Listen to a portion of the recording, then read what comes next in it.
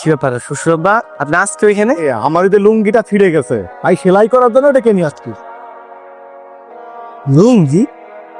আপনি এত বড় একটা কোম্পানির মালিক, লুঙ্গি সেলাই করে পড়েন? শোনো বাবা, আমি আগে কিন্তু গরিব ছিলাম, তারপরে না এত বড় ধনী হয়েছি। কিন্তু আমি কিন্তু অন্য মানুষের মতো ওই গরিব থেকে ধনী হয়ে নিজের শিকড় ভুলে যাইনি। আমি এখনো ওই গরিব মানুষের মতো জামা কাপড় সেলাই করে পরি। বাহ বাহ বাহ, খুব ভালো। আর কি বলো তুমি, তারা তো আমার বিশ্বস্ত কর্মচারী, অনেক পুরনো কর্মচারী এবং খুবই অনুগত। দেখছো দেখছো আমি তোমার কইছিলাম না, তুমি তো হুদায় আমার কথা বিশ্বাস করো না, এই পর্যন্ত আইছো।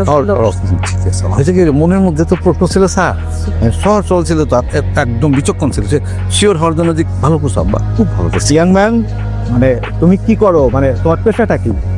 স্যার আমি গ্রাজুয়েশন কমপ্লিট করছি, কিন্তু এখনো কোনো জায়গায় জয়েন করিনি।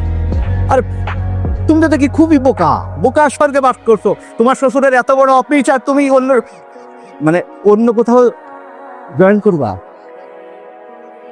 মানে মানে মানে আমি বলতেছি মানে হইলো কি, ওই যে স্যারের বয়স আর আব্বার বয়স তো প্রায় একই না, ওই হিসাব করে স্যার শ্বশুর কই আসছে।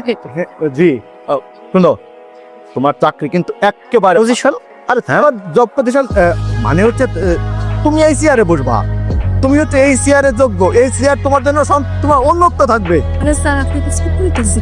আরে সে তো খুবই মেধাবী, আর তাকে দেখে মনে হয়েছে এই চেয়ার সে সামলাতে পারবে। আর আমি তো সাথে লন্ডন থাকবো, ওর সব সামলাইন দেবে কি। আমি আমি পেলে আসি। ঠিক আছে, টাকা দেন। আপনাকে চাকরিটা দিতে বলেছিলাম আমি। স্যার, ও তো স্যার আপনার জামাই স্যার, আমি স্যার আপনার হয়ে স্যার এই চাকরিটা দিলাম স্যার, ভালো করতে হবে স্যার। ও যখন এই অফিসে চাকরি করবে তখন আমরা কিভাবে থাকবো অফিসে? স্যার কিচ্ছু করা লাগবে না স্যার, আপনারা বাসায় যেরকম অভিনয় করেন অফিসেও সেরকম অভিনয় করবেন। তাই না, আমরা অভিনয় করবো। আর আপনি কি করবেন? আমি স্যার অফিস করবো স্যার। কি হবে? আপনি তো আপনার চাকরিটা ওকে দিয়ে দিয়েছেন, আর আপনি তো কোথায় থাকেন? লন্ডনে থাকেন। তাহলে আপনি কিভাবে চাকরিটা করবেন?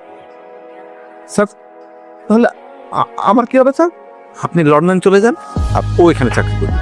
স্যার তার মানে আমি স্যার আমার নিজে পাই কোরআন মারছি স্যার। আরে বাবা, কি অফিসে তাহলে আমরা সব আত্মীয় স্বজন? হ্যাঁ ঠিকই কইছেন। আমি ভাবছি যে সুন্দর একটা বাসা নিয়ে আমরা সবাই যে একসাথে থাকবো। শ্বশুরবা, আপনি আমার লগে থাকবেন।